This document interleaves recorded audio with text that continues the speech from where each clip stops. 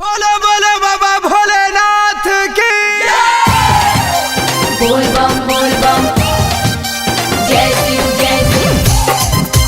हर हर बम बम बोल बम जय शिव। प्रेम से बोलिए बाबा बैजनाथ की।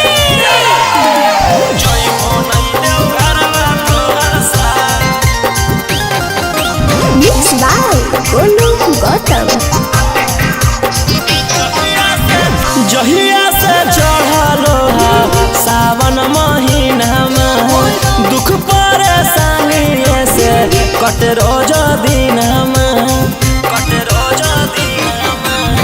जहिया से चढ़लो सावन महीना में दुख परेशानी से कट रोज दिन चुए पलानी जब हो खेला बरसात गंजावा करो हखो दिन रात जइबो नहीं देव घरवा तोहर साथ भंगिया करो हखो दिन रात जइबो नहीं देव घरवा तोहर साथ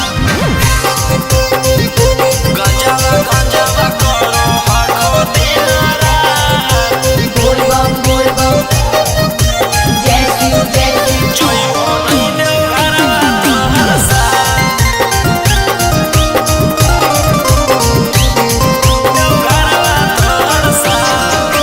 भोला बाबा से नहीं डरो हखो बोल बम जय शिव हर हर बम बम गंज हवे पर मारो हखो बोल बम जय शिव हर हर महादेव। भोला बाबा से नहीं डरो हखो गंज हवे पर मारो हखो काहे सुनो न हखो हमर एको बात गंजावा करो हखो दिन रात जइबो नहीं देव घरवा तोहर साथ भंगिया करो हखो दिन रात जइबो नहीं देव घरवा तोहर साथ बोल बम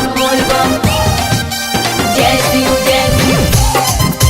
हर हर बम बम बोल बम जय शिव। प्रेम से बोलिए बाबा बैजनाथ की।